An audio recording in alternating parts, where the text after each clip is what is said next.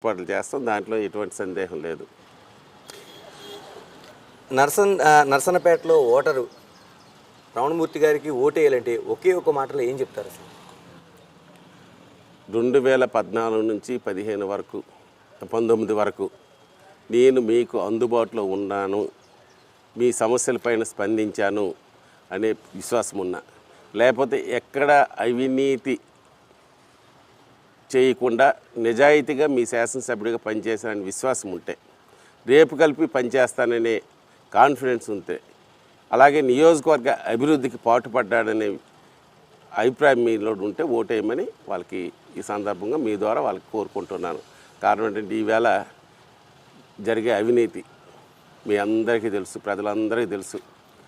Shift officer పోస్టులని, anganwadi పోస్టులని, ఇటువంటి ఎన్నో అవినీతి అంటే ప్రజలే కాదు వాళ్ళ కార్యకర్తలు కలిపి మోసపోయారు.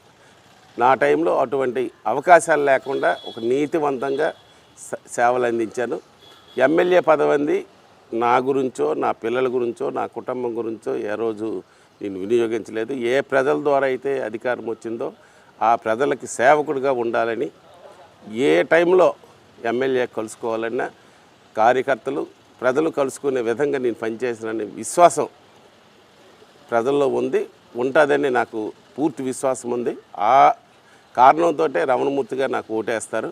అలాగే నియోజకవర్గ అభివృద్ధిలో కలిపి నాకు ఇచ్చిన మీ సమయాన్ని ఎక్కడా వేస్ట్ చేయకుండా సుమారు 12 నుంచి 1300 కోట్లు నిధులు తెచ్చి నియోజకవర్గ అభివృద్ధికి కృషి చేశాను. మళ్ళా నాకు అవకాశం ఇస్తే ఏవైతే ఇంకా మడపాం ఎత్తిపోతల పథకం ఉందో అది కానీ, కామేశ్వరపేట లుకలాం ప్రాంతాలు చివరి భూములకు నీరు అందలేదో దానికి కలిపి ఎత్తిపోతల పథకాలు కానీ ఇవన్నీ మంజూరు చేసి ఈ నర్సన్నపేట పట్టణాన్ని కలిపి ఆ రాజుల చెరువు ముఖ్యమంత్రిగా జగన్మోహన్ రెడ్డి ఇచ్చిన హామీ కలిపి నెరవేరలేదు.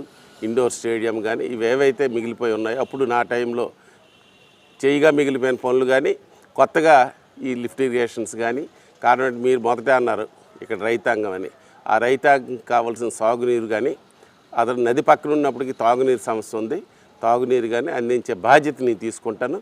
స్వచ్ఛమైన పరిపాలన అందించడానికి పూర్తి స్థాయిలో నేను నిబద్ధతతో పనిచేస్తాను. అవినీతి మాట ఏంటి, అక్రమాల సంగతి ఏంటి? అవినీతి అక్రమాలు జరిగినవి ఏవైతే భూమాఫియాలు ఇవన్నీ ఉన్నాయో దాని మీద ఉక్కుపాదంతో కుమ్ముతాం.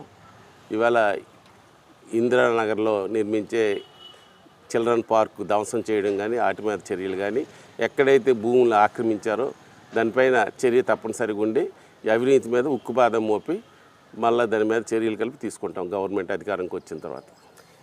థ్యాంక్ యూ రమణమూర్తి గారు, చాలా మంచిది. All the best. Thank you. ఇది మనకి నర్సన్నపేటలో